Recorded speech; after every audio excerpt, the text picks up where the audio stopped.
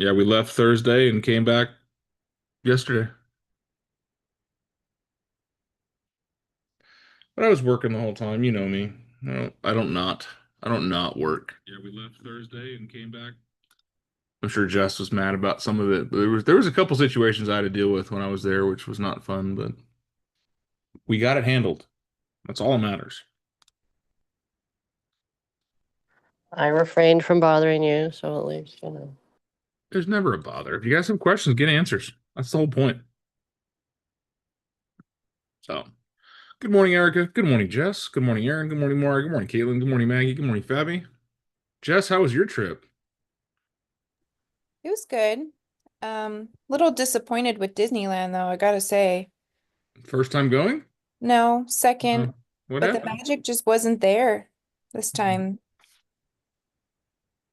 Did you wear your magic socks? Those I left at home. Oh no. No, but I wore my magic shirt, the one that has the says mom and it has the I think it's Minnie Mouse and but man, and so when we went the first time, they had these fast passes and they were fairly priced. This time, they were almost expensive as the tickets,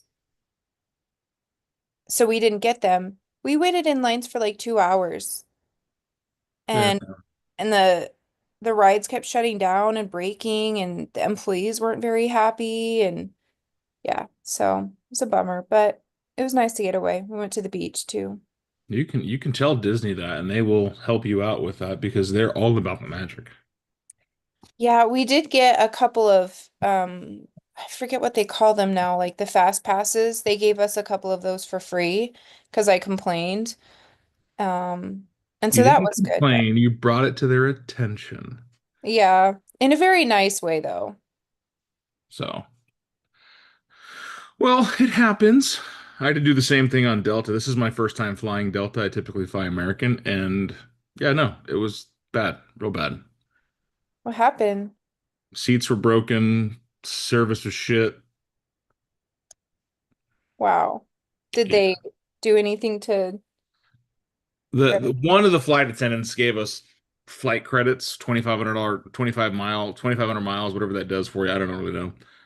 However, she gave me the link to send my formal notice to. So I had to spend the night in the airport in Atlanta because of Delta during COVID. mm, oof. I don't. Yeah, Delta left me stranded. This is actually the second time I've flown Delta. Delta left me stranded in Texas too, once. So that I thought was I Delta was forgot about. pretty good. So did I. The funny thing is their tagline is when you call them up and you're doing something, they're like, "Well, who are you? Thank you for choosing Delta. Who are you upgrading from today?" And I'm like, at this point, nobody, because you guys suck. But anyways, it's over with. I'm home. I'm stiff and sore, but I'm here. I missed you. How was yesterday? Did you guys reset your mindsets for Monday? Oh, you weren't here yesterday, Dan? No, I was in Seattle. Oh, still, I didn't remember when you were getting back. I missed yesterday. Yeah, so did Jim. Man, that call must have sucked if none of the three of us were here. Jess was on. I know that because Jess told me I saw her Facebook post. Jess Hurlbert, who's not on today, oddly enough. Hoberg, not Hobart. Herbert. My brain. My brain. He must have carried the team. She must have carried the team. Or So Fabi. Nope, I was getting back from Mexico and um a I got a little sick. So Hey, don't drink the water.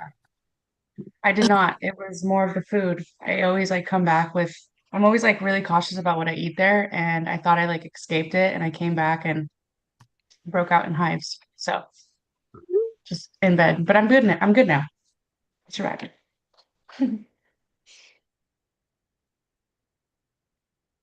All right. Well, let's roll into it like it's Monday. Some of us have to choose Monday again. My Monday started at noon yesterday, which is okay. We got back into town and we're working on some things, but all in all, fantastic. So, how were the wins from the weekend? What'd you guys do? What was awesome? What's something you're proud of? Let's start fresh. I have these clients that I have been working with since January of 2024, and the ones that I told you about last week, and I put them in contract yesterday. Hey, girl. That's a long time. It's been a very long time and a lot of houses. How's your commercial guy going? Ugh. What's that looking like? I've been referring to him as my scammer. That's how I've been feeling at it. I know. I still don't or I still haven't talked to him. I'm supposed to talk with him today at after 4. So we'll see, but yeah, he's basically not answering my phone calls. You know what I mean? So that's why he's now classified as the scammer in my head. Jerk face. I know. Yeah, I know. I'm annoyed about it, but I think that it was a good lesson because I shouldn't just believe people, you know. You got to give us the backstory. What's going on? Uh it was really long. I had talked about it on Friday, but I had a client that I was working with that was an investor and having me put in offers on these properties, and he wasn't very serious about it. Um and a lot of red flags were starting to come up, but I met him because he was a lender on a referral from a deal that I was referred to like 2 years ago. So um I have known him for a while, and I just have openly believed everything that he says, and now maybe he's not a scammer, but he's just not responding to me, and it's wasting my time, so it makes me feel like, you know what I mean? Like he's scamming me out of my time.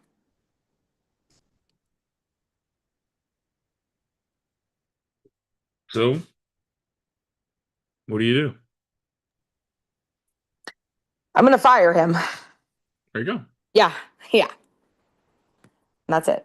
And this was your commercial buyer? The student housing guy. Oh, that guy? Okay. Yeah, yeah. So be like, dude, I've given you multiple deals and you keep saying they're not good enough, you know? I don't think we're the right fit together because clearly I've spent a ton of time getting you here and Yeah. where's it getting us? Yeah. Right? Well, exactly. And for him to not, for us to be working through that counter, and then he had told me he said, I don't want to move forward on anything unless they tell me a for sure yes. I don't want to send another counter over till they can tell me that they're going to accept it. And I just felt like, you're a lender. You know that that's not how it works. Then tell him that. Yeah. Okay. Yeah, that's true. I mean, that's what you're already gonna fire him. What's he gonna do? Say, I want to work another agent because you're telling me how to do this better? Yeah, that's true. Yeah. One of the things I learned in my career is that as a sales professional, your job isn't to just say yes. Your job isn't to just kind of follow a line and toe the line. Is sometimes you can push back. Steve Lemon, you guys all know my lender. You've met him, most of you have seen him. Like he's a fantastic guy. I work with him because he pushes back, not because he's the yes man, not because he's the best agent. Well, he is the best agent, but it's because he'll say, "No, Dan, you're doing something stupid." He'll tell my clients, "No, that's a dumb idea. You're being silly." Like he'll push back and not just let people do dumb shit. And sometimes people are going to have an ego that you're going to have to push back on. So push back. It's okay. Do so politely. Right? Caitlin, I like that sentence. You're a lender. You know this isn't how it happens. Yeah. Right? You can say it like that, or you can say it snarky. You're a lender. You know that's not how this happens. Yeah, and he's a little snarky, so that's why I have like avoided any type of like confrontational statements like that. But I think that, I mean, you're right. I don't want to keep wasting my time, and um yeah. Yeah. Okay, thank you. There you go. Easy enough, right? I had a client recently who wasn't wanting to jump on a call, jump on a Zoom, didn't even, he told me that when I finally got him on the phone, he was like, you just had to have a consultation with me. And I would have before, apologized maybe and been like, I'm so sorry. But at the same, but I remember what Dan said and was like, I have a process for things because I need to know what you're looking for. He was really rude on the phone. And just like didn't understand that I needed to like ask him questions about what his motivation was. He was like, I'm looking for opportunities. I'm looking for opportunities. I was like, what does that look like to you? He was just like every question I had, he was like, he almost was like offended that I was asking him. Yeah, opportunity, sir. That means a lot to different people. So tell me, what does it hmm mean to you? hmm I was like, I'm looking for a deal. He's like, I have a Okay. friend that just bought a $200,000 apartment in the center of town. And I was like, well, wow, that friend's really lucky because that doesn't exist. Okay. And how did your friend find it? Yeah, I think I don't know. He didn't like dive into it. I was Because he just, doesn't know. Because it didn't yeah, exist. yeah. His friend lied to him. So, Here's a lot of what we do in our business is we get in our way because we want to expect how the response should be. Just be neutral to it. Be curious. People will be out, why am I telling you all this? You're asking a lot of questions. Yeah, you're right, I am. Right? Can you be mad at me anymore? Well, why are you asking so many questions? Well, I'm trying to help you out. The more I understand what you're trying to do, the easier it is for us to get there. Well, can you help me or not? That's to be seen. There's a ton of opportunity in this business to help people that don't even know they need help. So we ask questions. We push back. We challenge. We ask again. We circle around. But there's one thing I think all of us can do better at, and that's just understanding the people we're working with, and that's being open to hearing their stories. Taking a minute to be like, oh, okay, tell me more. This goes back to the conversation I had with a very, very, very upset lady. This lady was beyond aggravated on Friday. I'm standing on a lookout between the first hill and the ocean of Seattle. I'm overlooking the bay as I'm talking to this lady on the phone. It's the only place I can get signal in the area. And she's just yelling at me for 5 minutes. And I'm like, okay, well, I said, what else would you like to tell me? And she yelled some more. I said, okay. Other than the three things you told me so far, what else would you like me to know? Okay. And then I asked her, I was like, Rebecca, now that we've talked about all these things, can I tell you what I heard? And then I summated it for her. And I said, it sounds like you're not being heard. Sounds like no one's listening to you. And you're worried about that.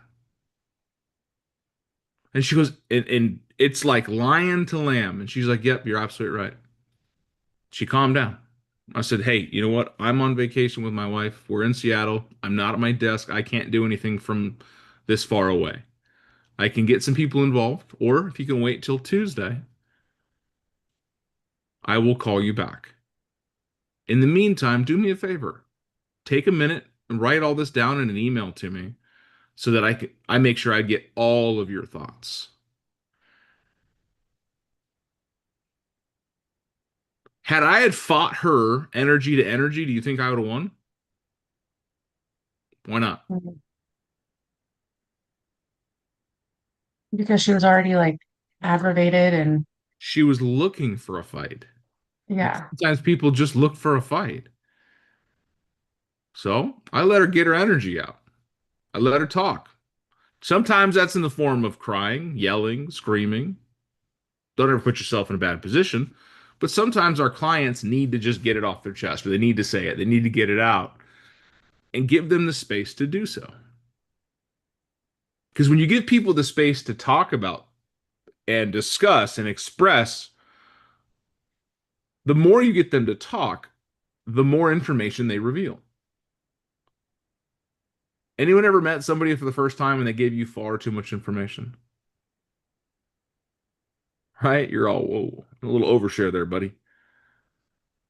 Does it happen to you often? If it happens to you often, then you're the type of person that naturally makes people feel comfortable. And they naturally start telling you things when they feel comfortable.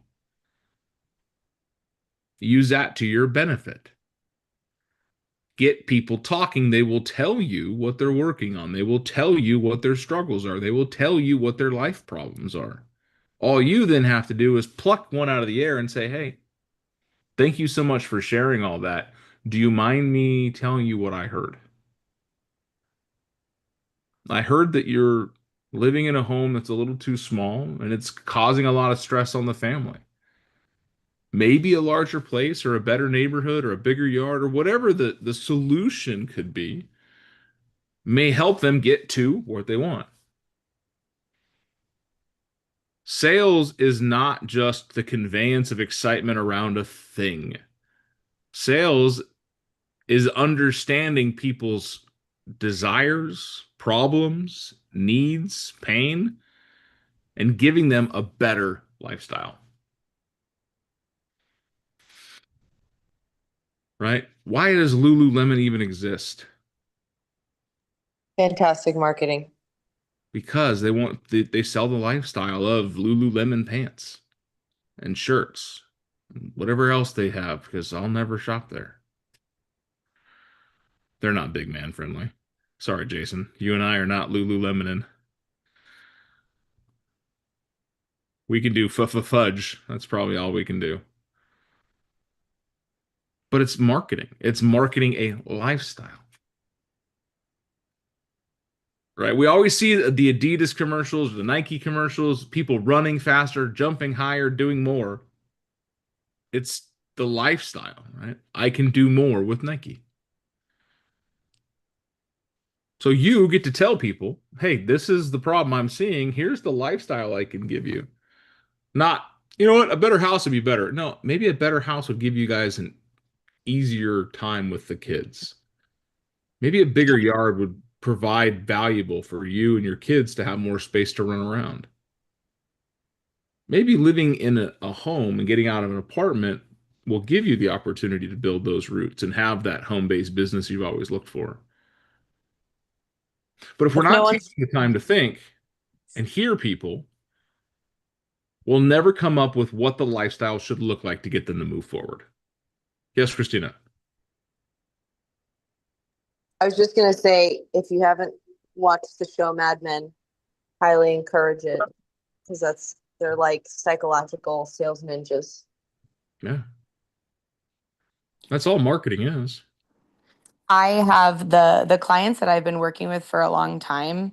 We have been looking in one specific neighborhood, Kenyatta Hills, and they love it. Kenyatta Hills is a little bit older, and my client is an engineer, and he's an engineer, but he's not super handy. So anytime we were going to these houses, there were always really big concerns for him, right? So he would be like, the AC, the water heater, I don't know how long it's going to last. It could go out like any day now.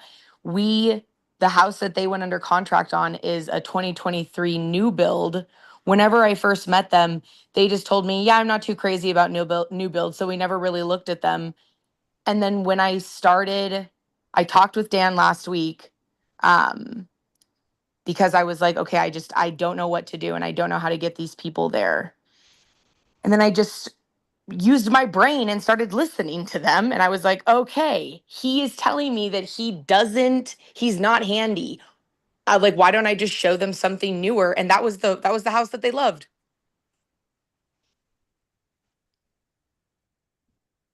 Weird. I listened and it worked. Weird. Okay. It's almost like I know what I'm talking about. Yeah, you walked right into that, Caitlin. Good job. Way to give it to him. No, literally.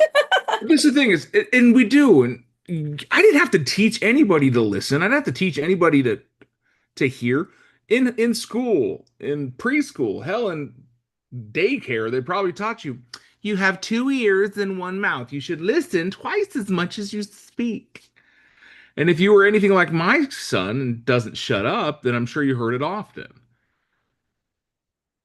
But here's your reset, right? Spend more time listening than you are talking. Ask a question, shut up and listen. But it's not just I'm asking a question to get an answer. I'm asking a question to gain understanding. Because when we know what lifestyle issue that they are currently struggling with, can we help them resolve it? It also helps us understand their expectations. I don't know about you, but I hated taking tests in school. I did. I loved open book tests because I'm really good at skimming information. The question's asking something about George Washington's white horse. I'm skimming the reference material for white. The only word I need, right? Because I can go back and I can, oh, this is what I'm looking for. Here's where I found it. And in the conversations we have, that's the reference material. So when they set the expectations with you, they set, hey, this is what I'm looking for. This is what I'm doing. You're going to have to read between the lines. You're going to have to hear, like Caitlin did. Sounds like you're not very handy. I wouldn't say that to a man. You know how our egos are very, very, very, very shy, very delicate. Got to crush us easily. But could you say, you know what? Hey, it sounds like you want a home that's not going to be a lot of upkeep. To me, this is what I heard. I heard you're telling me you're looking for a place with enough bedrooms for you and the kids and possibly a game room, maybe an office. And you don't want to spend a ton of money when you move in fixing it up. Now, am I adding that perspective to the buyer? I'm like, oh, that makes sense.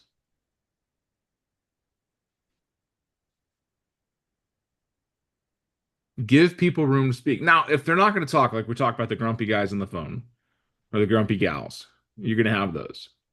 Well, why do we need to meet? We don't have to. That's just my process. What are the 3 reasons? Why are we meeting? In an effort to save you time, to serve you better, and maximize your blank, right? To help you sell your house for more money, to help you buy a house at the best deal, blah, whatever it is, the money aspect. It's important for us to get together and discuss what you're trying to accomplish. Could be a phone call, could be a Zoom call, could be in person. If it were me, I would shoot for in person. If you can't do in person, do on Zoom. If you can't do Zoom, do a phone call. But it's an effort to save you time, to serve you better, and to help you maximize whatever it is you're trying to do.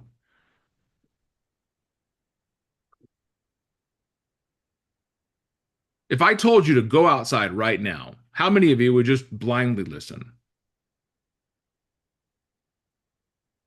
Very few. But if I said, hey, there's a triple rainbow outside, go out and look at it, how many people would go out and look at it? Just out of blind curiosity, right? Psychology has proven that we will do things for reasons. It doesn't even have to be a reason that makes sense. There was a study that a guy went and he stood in front of people in line. Just went and stood in front of them in line.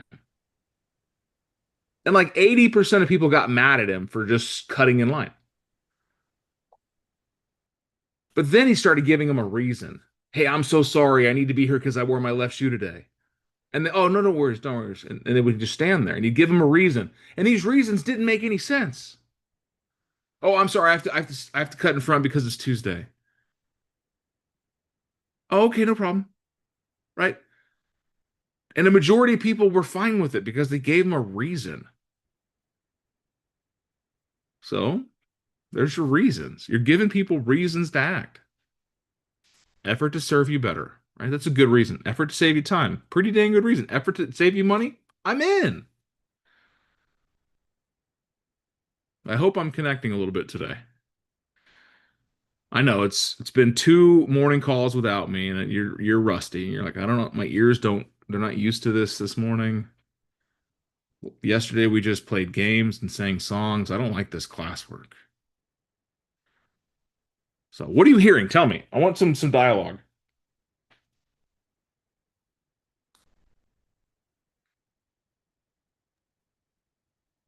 Asking questions is okay, and it helps you discover what the client wants.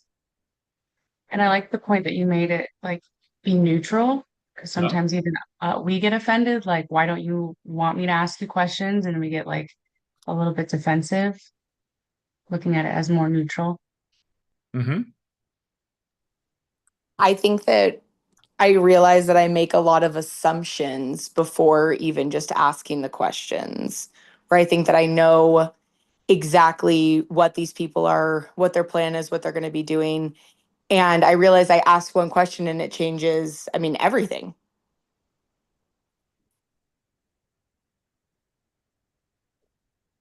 Everything. Everything. Scripting is not so much just having the perfect silver spoon response. It's listening for the right time to ask a good question.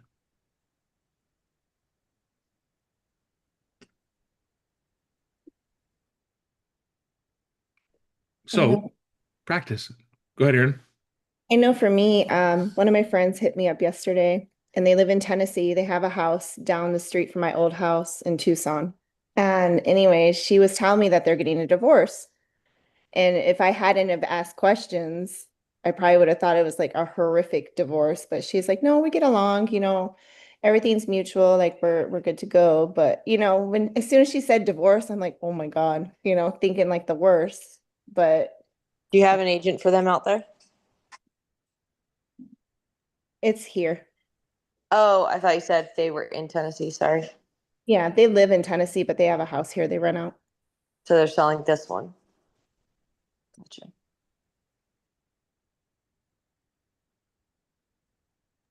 Who's keeping the Tennessee house?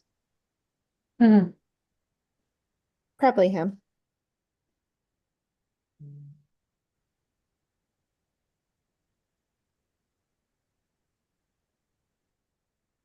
Yeah, they're not going to get rid of that one. So I'm assuming he's going to keep it. Where in Tennessee is it? I have no idea. I'm gonna be there this weekend. Curious.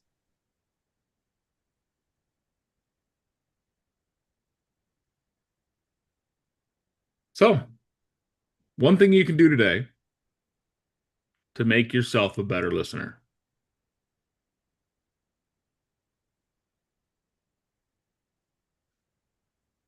Recap what you heard.